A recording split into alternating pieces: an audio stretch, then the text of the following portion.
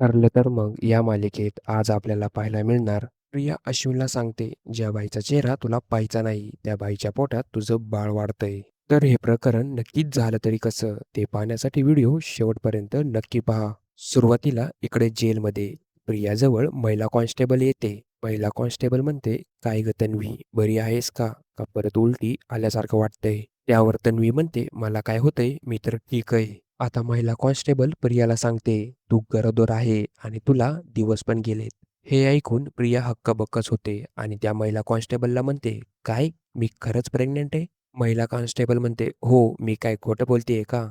तर प्रिया त्या महिला कॉन्स्टेबलला विचारते, तुम्हाला कसं कळालं की मी प्रेग्नेंट आहे? त्यावर ती महिला सांगू लागते, तेव्हा ते डॉक्टर आले होते ना, त्यांना टेस्टमधून कळालं की ही महिला प्रेग्नेंट आहे आणि हेही सांगितलं की पुढील 2 ते 3 महिन्यात काहीही होऊ शकतं. त्यामुळे तुम्ही त्यांची काळजी नीट घ्या. त्यावर महिला कॉन्स्टेबल प्रियाला म्हणते, आता तरी नीट खात पीत जा, उगाच आमच्या डोक्याला ताप करून ठेवलाय. असं म्हणून ती महिला तिथून निघून जाते. इकडे प्रिया दुसऱ्याच धुंदीत असते आणि एकटीच बडबडू लागते की मला वाटलं होतं माझे सगळेच पत्ते उलटलेत, पण आता माझ्या पोटात हुकूमचा इक्का आहे. हा सिक्का मला जिंकून देईल. जर अश्विनला कळालं की मी प्रेग्नेंट आहे, तर त्याला मला स्वीकारावंच लागेल आणि इथून बाहेर काढावं पण लागेल.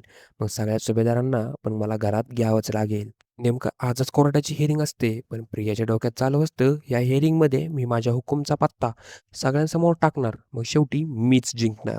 तर दुसऱ्या दिवशी सकाळ-सकाळी सगळे कोर्टामध्ये जमा झालेले असतात. आता अर्जुन प्रियाकडे बोट करून कोर्टाला सांगतो, ही मुलगी बबली लोखंडे उर्फ प्रिया मधुकर उर्फ तन्वी किल्लेदार उर्फ तन्वी सुभेदार अशा वेगवेगळ्या नावाने वावरतीये आणि ती अतिशय फ्रॉड मुलगी आहे. आणि अर्जुन कोर्टाला हेही सांगतो, ह्या मुलीने खूप गुन्हे केलेत आणि एका व्यक्तीचा खूनही केलाय आणि हा सर्वात मोठा गुन्हा आहे. आता अर्जुन कोर्टाला प्रियाच्या बारीक-सारीक सगळ्या गुन्ह्यांचा पुरावा देतो आणि शेवटी म्हणतो, परत-परत करणाऱ्या गुन्हेगारी मुलीला कडक शिक्षा व्हायला हवी मिलॉर्ड. आता अर्जुन कोर्टाकडे विनंती करतो, की ह्या मुलीला जन्मठेपाची शिक्षा व्हायला हवी. त्यानंतर कोर्ट निर्णय घेतं, की ह्या मुलीने एका व्यक्तीचा खून केलाय.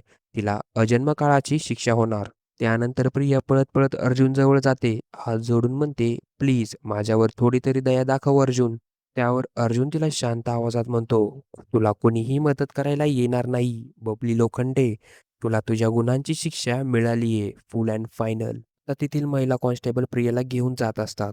तेव्हाच प्रिया म्हणू लागते, मला तुला काहीतरी महत्त्वाचं सांगायचंय. प्लीज अश्विनला बोलव. पण अर्जुन तिचा एकही शब्द ऐकत नाही. आता अर्जुन तिथून जातच असतो. तेव्हा प्रिया मागून म्हणते, अर्जुन, मी गरोदर आहे. हे ऐकताच अर्जुन तिथंच उभा राहतो आणि चैतन्य पण शॉकच होतो. प्रिया अर्जुनजवळ जाऊन म्हणते, मी अश्विनच्या बाळाची आई होणार आहे. प्लीज आता तरी मला जेलमधून बाहेर काढ.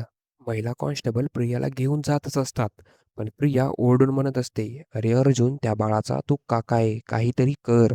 इकडे अर्जुनचं डोकं चालणं बंदच होतं, ज्यामुळे तो जागच्या जागी खालीच बसतो आणि नंतर अश्विनला तो फोन लावतो. आता अश्विन फोन उचलतो आणि म्हणतो, बोल ना दादा, काय झालं? त्यावर अर्जुन म्हणतो, अश्विन, तू आत्ताच्या आत्ता जेलच्या बाहेर येऊन भेट मला आणि ही गोष्ट घरातल्या एकही व्यक्तीला सांगू नको. त्यावर अश्विन म्हणतो, ठीक आहे, मी आत्ताच येतो. आता अश्विन जेलमध्ये पोहोचतो. त्यावर अश्विन म्हणतो, मला या बाईचा चेहरासुद्धा नाही बघायचा. त्यावर अर्जुन अश्विनला थांबवतो आणि म्हणतो, प्रियाला तुला काहीतरी सांगायचंय. तेव्हा प्रिया म्हणू लागते, ज्या बाईचा चेहरा तुला बघायचा नाही, त्या बाईच्या पोटात तुझं बाळ वाढतंय. हे ऐकताच अश्विन तिला म्हणतो, कशावरून हे बाळ माझं आहे? तर प्रेक्षकांनो, हा एपिसोड इथे संपला. आता पुढे होतं तरी काय ते पाहण्यासाठी आपल्या चॅनलला नक्की सबस्क्राईब करा.